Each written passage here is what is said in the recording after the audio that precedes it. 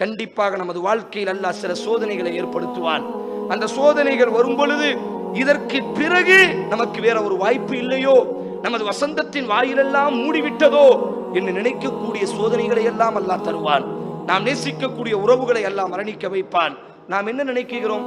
பொதுவாக தாய்மார்கள், பொதுவாக சகோதரர்கள், சோதனை வந்து விட்டால் நான் தான் தொழுகிறேன், நான் தான் இபாதத்து செய்கிறேன், நான் தான் சிறந்தவனாக இருக்கிறேன், என்னைத்தான் அல்லாஹ் சோதிக்க வேண்டுமா? வட்டி வாங்குகிறார்கள், அநியாயம் செய்கிறார்கள், கட்ட பஞ்சாயத்து செய்கிறார்கள், பொம்பளை பொறுக்கியாக இருக்கிறார்கள், 2ஆம் நம்பர் பிசினஸ் செய்கிறார்கள், அவர்களெல்லாம் பணக்காரராக நிம்மதியாக இருக்கிறார்கள். ஹலாலான அடிப்படையில் வாழக்கூடிய என்னைத்தான் அல்லாஹ் சோதிக்க வேண்டுமா என்று நாம் வார்த்தைகளை விட்டு விடுகிறோம்.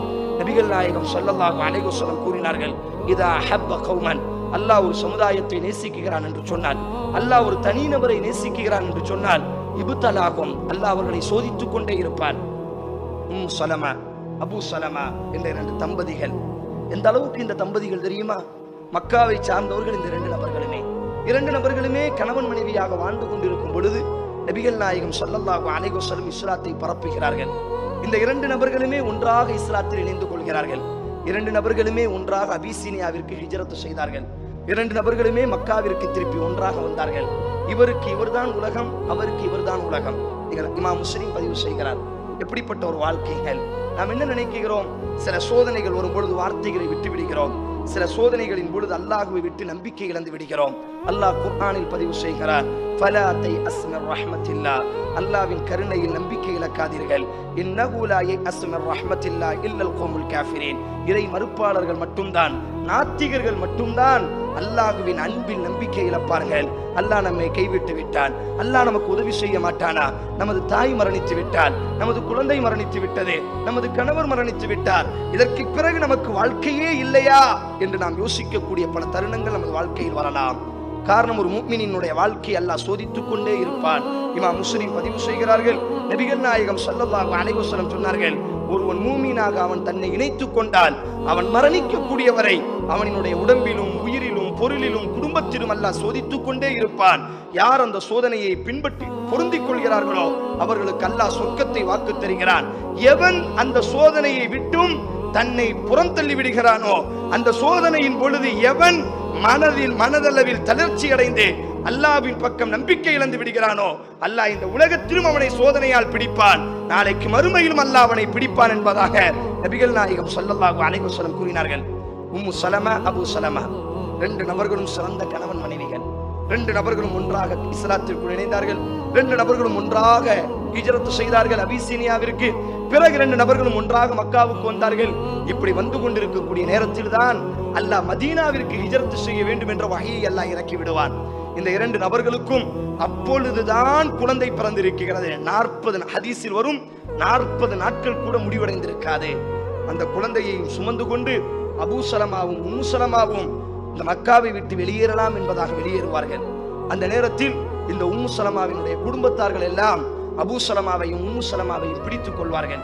சொல்வார்கள், இல்லை, நீங்கள் செல்லக்கூடாது, நாங்கள் உங்களை கொலை செய்து விடுவோம், அல்லது எங்கள் மகளை விட்டு நீங்கள் செல்ல வேண்டும். அபூ சலமாவிடத்தில் சொல்வார்கள். அபூ சலமா சொல்வார், வேண்டாம், எனக்கு இந்த மனைவி வேண்டாம், இந்த எனக்கு குழந்தைகள், எனக்கு ஈமான் போதும் என்பதாக தனது மனைவியையும் தனது குழந்தையையும் அந்த இடத்திலேயே விட்டுவிட்டு அபூ சலமா மட்டும் மதீனாவை நோக்கி வந்து விடுவார். காலங்கள் கடந்து கொண்டிருக்கக்கூடிய நேரத்தில் இந்த உம்மு சலமா ரலியல்லாஹு தஆலா அன்ஹா அந்த பெண்மணி தனது குழந்தையை கையில் தூக்கியவராக தினமும் அபூ சலமா பிரிந்த இடத்திற்கு வந்து நிற்பார்கள். என் அன்பு கணவனே என்று அந்த இடத்தில் நின்று அழுவார்களாம். இமாம் ரஹீக்கு பதிவு செய்ய அவங்க வீடுகளுக்கு சென்றால் ரஹீக்கை படித்து பாருங்கள், இந்த சம்பவம் அதில் வருகிறது. கண்ணீர் விட்டு அழுவார்களாம், என் அன்பு கணவரே, எத்தனை நாட்கள் நாம் ஒன்றாக பயணம் செய்தோம், ஒன்றாக இஸ்லாத்தில் இணைந்தோம், ஒன்றாக அபிசீனியாவிற்கு ஹிஜ்ரத் செய்தோம், ஆனால் மதீனாவினுடைய வாழ்க்கையை பிரித்து விட்டார்களே பாவிகள் என்று அந்த கை குழந்தையை மார்பில் சுமந்து கொண்டு அழுது கொண்டே இருப்பார்களாம். ஒரு கட்டத்தில் அந்த குடும்பத்தார்களுக்கே இரக்கம் வந்து, உம்மு சலமா, நீ உனது கணவனை நோக்கி செல் என்பதாக சொல்வார்கள். தனது கை குழந்தையோடி 500 கிலோமீட்டர்கள் தனது கணவன் மீது உள்ள பாசத்தால் மக்காவில் இருந்து மதீனாவை நோக்கி நடந்தே வருவார்கள். அந்த தாய் மதீனாவிலே 2 நபர்களும் நிம்மதியாக வாழுகிறார்கள். ஹதீஸில் பதிவு செய்யப்படும், மதீனாவினுடைய எல்லா நபர்களும் இந்த தம்பதியை பார்த்து போராமைப்படுவார்களாம். ஒரு தம்பதி வாழ்ந்தால் இப்படி வாழ வேண்டும், ஒரு கணவன் கிடைத்தால் இப்படி கிடைக்க வேண்டும். உம்மு சலமா சொல்கிறார்கள் தங்கத்தட்டில் வைத்து என்னை தாங்குவார். எனக்கு உலகமே அவர் மட்டும்தான், எனக்கு உலகம் அவர் மட்டும்தான், அவருக்கு உலகம் நான் மட்டும்தான். நாங்கள் இருவரும் தான் எங்களுக்கு உறவுகள். எங்களுடைய உறவுகள் எல்லாம் மக்காவில் இருந்தார்கள். ஆனால் இந்த இஸ்லாத்திற்காக வேண்டி எல்லாவற்றையும் உதறிவிட்டு நாங்கள் மதீனாவிலே 2 நபர்களும் 2 உலகமாக, நான் அவருக்கு உலகம், அவர் எனக்கு உலகம் என்பதாக பயணம் செய்து கொண்டிருந்தோம். இமாம் முஸ்லிம் பதிவு செய்கிறார்கள். இந்த நேரத்தில் இந்த உம்மு சலமாவினுடைய கணவர் அபூ சலமாவை அல்லாஹ் கைப்பற்றிக் கொள்கிறான். அல்லாஹ் அவருக்கு மரணத்தை கொடுத்து விடுகிறான். உம்மு சலமாவினுடைய அந்த இடத்தில் வைத்து யோசித்து பாருங்கள். அவரினுடைய உலகம் இந்த அபூ சலமா, தாய் கிடையாது, தகப்பன் கிடையாது. இன்றைய தினத்திலிருந்து விதவை, குழந்தை அனாதையாக்கப்பட்டு விட்டது. மக்காவை சொந்த நாடு, மக்காவினுடைய நாடு, அகதியாக நாடோடியாக மதீனாவிலே இருக்கிறார். ஆதரிப்பதற்கு யாருமே இல்லை. அல்லாஹ்வின் தூதர் ஸல்லல்லாஹு அலைஹி வஸல்லம் அப்படித்தான் அல்லாஹ் சோதிப்பான். நமக்கு உலகம் என்று எதை நினைக்கிறோமோ அல்லாஹ் அந்த உலகத்தை எடுத்துக்கொள்வான். ரசூல் ஸல்லல்லாஹு அலைஹி வஸல்லம் அபூ சலமாவினுடைய அந்த ஜனாசாவை பார்ப்பதற்கு வருகிறார்கள். கண்ணை மூடுகிறார்கள். அபூ சலமாவிற்காக வேண்டி துஆ செய்கிறார்கள். கபரிலே அபூ சலமா அடக்கம் செய்ததற்கு பிறகு அல்லாஹ்வின் தூதர் உம்மு சலமாவிற்கு ஒரு பிரார்த்தனையை எழுதி கொடுக்கிறார்கள். ஹதீஸில் வருகிறது, முஸ்லிமில், அல்லாஹும்ம அஜிர்னி ஃபீ முஸீபதி வஹுலுஃப்லி கைரம் மின்ஹா. இந்த பிரார்த்தனையினுடைய அர்த்தம் என்ன? அல்லாஹுவே, இந்த அபூ சலமா என்ற இந்த சோதனையை விட்டு என்னை நீ நீக்குவாயாக. இறந்து விட்டார், ஒரு பெரிய சோதனை. இந்த சோதனையை விட்டு என்னை நீ பாதுகாப்பாயாக. வஹுலுஃப்லி கைரம் மின்ஹா, இந்த அபூ சலமாவோடு நான் வாழ்ந்த வாழ்க்கையை விட ஒரு சிறந்த வாழ்க்கையை நீ எனக்கு தருவாயாக என்று அந்த அம்மாவுக்கு ரசூலுல்லாஹ் கற்றுக் கொடுக்கிறார்கள். இந்த அம்மா அப்பொழுது எப்படி இருக்கிறார்கள் தெரியுமா? அதிகமான குழந்தை பெற்ற ஒரு தாய், மாதவிடாயெல்லாம் நின்று வயது முதிர்ந்த கிழவியான ஒரு தாய் இந்த உம்மு சலமா. ஆனா பிரார்த்தனையினுடைய அர்த்தம் என்ன? யா அல்லாஹ், இந்த சோதனையை விட்டு என்னை நீ பாதுகாப்பாயாக, இந்த வாழ்க்கையை விட ஒரு சிறந்த வாழ்க்கையை நீ எனக்கு தருவாயாக. இந்த பிரார்த்தனை அல்லாஹ்வின் தூதர் உம்மு சலமாவினுடைய இந்த இத்தாவினுடைய நாளில் 4 மாதம் 10 நாள் இந்த பிரார்த்தனையை நீங்கள் செய்யுங்கள் என்று அல்லாஹ்வின் தூதர் அந்த தாய்க்கு எழுதி கொடுத்து விடுகிறார்கள். அந்த தாய் சொல்கிறார்கள், உம்மு சலமா சொல்கிறார்கள், இந்த பிரார்த்தனையை படிக்கும் பொழுதெல்லாம் எனக்கு சிரிப்பு வரும். இந்த பிரார்த்தனையை படிக்கும் பொழுதெல்லாம் எனக்கு ஒரு சந்தேகம் வரும். இந்த அபூ சலமாவை விடவுமா ஒரு சிறந்த லைஃப் எனக்கு இருக்கு? மக்காவில் ஒன்றாக வாழ்ந்தோம், அபிசீனியாவில் ஒன்றாக பயணம் செய்தோம், மதீனாவிலே ஒன்றாக பயணம் செய்தோம். வயது முதிர்ந்து விட்டது, விதவையாகி விட்டேன். தங்கத்தட்டில் வைத்து என்னை தாங்கினார். மக்கள் எல்லாம் போராமைப்படக்கூடிய அளவிற்கு என்னை பாதுகாத்தார். எனக்கு அவர் உலகம், அவருக்கு நான் உலகம். ஆனால் அல்லாஹ்வின் தூதர் சொல்கிறார், அபூ சலமாவை விட சிறந்த வாழ்க்கையை தாயா அல்லாஹ் என்று உம்மு சலமாவே, நீங்கள் உங்கள் இத்தாவில் பிரார்த்தியுங்கள் என்று கேட்கிறார்கள். நான் நபிக்காக வேண்டி அந்த பிரார்த்தனை செய்தேன். ஆனால் எனது உள்ளத்தில் சந்தேகமாக இருந்தது, அபூ சலமாவை விடவுமா ஒரு லைஃப் எனக்கு கிடைச்சிடும், அவரை விடவுமா ஒரு கணவர் எனக்கு கிடைத்து விடுவார். 4 மாதம் 10 நாள் இத்தாவினுடைய காலம் முடிகிறது. நபிகள் நாயகம் ஸல்லல்லாஹு அலைஹி வஸல்லம் எந்த பெண் பேச வேண்டுமானாலும் ஆளை அனுப்பி பெண் பேசுவார்கள்.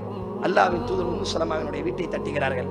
உம்மு சலமா அல்லாஹ்வின் தூதரை கட்டிலில் அமர வைத்து பேசிக் கொண்டிருக்கிறார்கள். அல்லாஹ்வின் தூதர் கேட்கிறார்கள், உம்மு சலமா, உங்களை நான் திருமணம் முடித்துக் கொள்ளட்டுமா? உம்மு சலமா அழுகிறார்கள். ஹதீஸில் வருகிற, யா ரசூலல்லாஹ், நான் வயது முதிர்ந்தவளாகிவிட்டனே, என்னிடத்தில் நீங்கள் என்ன இன்பத்தை காண முடியும்? நானும் வயது முதிர்ந்த கிழவன் தான். அல்லாஹ்வின் தூதரே, எனக்கு அதிகமான குழந்தைகள் இருக்கிறார்களே, உன்னை திருமணம் முடித்து விட்டால் உனது குழந்தைகள் எனது குழந்தைகள் இல்லையா? இறுதியாக அல்லாஹ்வின் தூதர் என்னை திருமணம் முடித்தார். உம்மு சலமா சொல்கிறார்கள், அந்த பிரார்த்தனையின் வெகுமதியை நான் அன்றைக்குத்தான் உணர்ந்து கொண்டேன். அபூ சலமா என்று சொல்லக்கூடிய இந்த அபூ சலமாவின் தலைவரை அல்லாஹ் எனக்கு கணவனாக கொடுத்தார். நமது வாழ்க்கையில் அப்படித்தான் சில சோதனைகள் வரும். இந்த சோதனைகளுக்கு பிறகு வாழ்க்கையே இல்லையோ என்று யோசிக்க வேண்டிய பல தருணங்கள் வரும். பொறுமையை கையாண்டால் அல்லாஹ்வின் தூதர் கற்றுக் கொடுத்த அல்லாஹும்ம அஜிர்னி ஃபீ முஸீபதி வஹுலுஃப்லி கைரம் மின்ஹா, யா அல்லாஹ், இந்த சோதனையை எங்களை விட்டு நீ நீக்குவாயாக, இதைவிட ஒரு சிறந்த வாழ்க்கையை நீ எங்களுக்கு தருவாயாக. அடுத்த ரசூலுல்லாஹ் சொல்வார்கள், யார் சோதனையின் பொழுது இதை பிரார்த்திப்பார்களோ கண்டிப்பாக அல்லாஹ் அந்த சோதனையை விட சிறந்த வாழ்க்கை அல்லாஹ் அவர்களுக்கு கொடுப்பான்.